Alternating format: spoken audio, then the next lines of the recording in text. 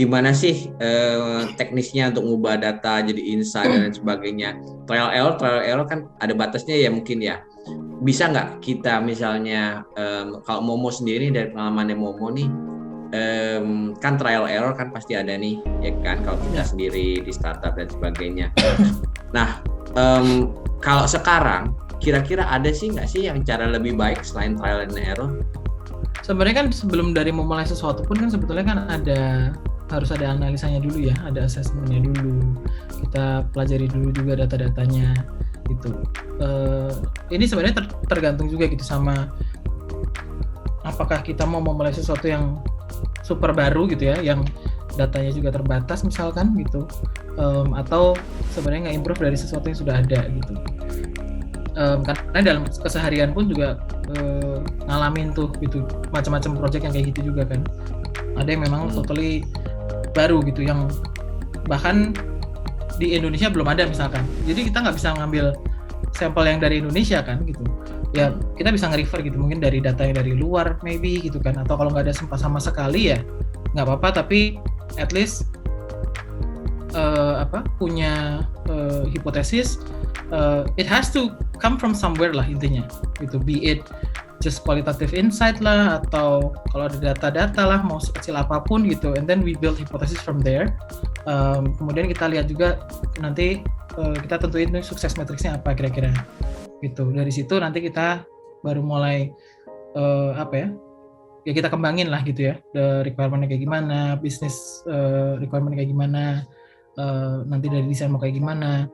Itu kira-kira ada nggak sih, kalau tadi kan aku misalnya kamu bilang oh ya kamu ngelakuin banyak hal nih, pasti berani mencoba, kemudian belajar sesuatu yang baru, nggak khawatir, terus kamu build your portfolio, itu kan hal-hal yang cukup menarik nih.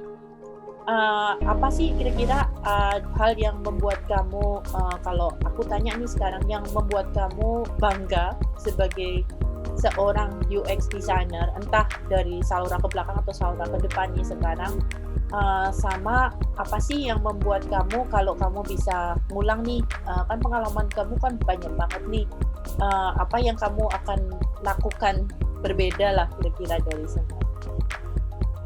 Ya, sebenarnya dari setelah Zalora itu kan sempat di agency lagi gitu ya, multinational agency, terus kemudian ngalamin ngelit tim yang gede di Gojek gitu kan, terus kemudian ngewarisin tim yang besar juga di Tokopedia gitu. Dua-duanya produk yang dipakai banyak banget orang, ada cacat sedikit itu diprotesnya luar biasa gitu, karena menyangkut kebutuhan banyak orang gitu loh. Ya wajar lah. Banyak. Aja dulu orang banyak. Jadi wajar banget. Ada dua hal sebenarnya gitu yang paling bangga gitu ya. Satu sebenarnya ngelihat I get to work on products yang banyak dipakai orang gitu ya, dan dekat juga sama keseharian gitu loh. So the second one is actually lebih ke setelah ngalamin ngelit tim gitu ya, belajar ngelihat potensi orang lain gitu, terus belajar growing people juga. Yang membanggakan adalah saat orang-orang yang tadinya sempat gue lead, terus mereka akhirnya sekarang jadi leader dan mereka ngelit orang lain lagi gitu. Itu puasnya nggak ada harganya sih gitu ya, kayak gitu ya, just the fact that I get to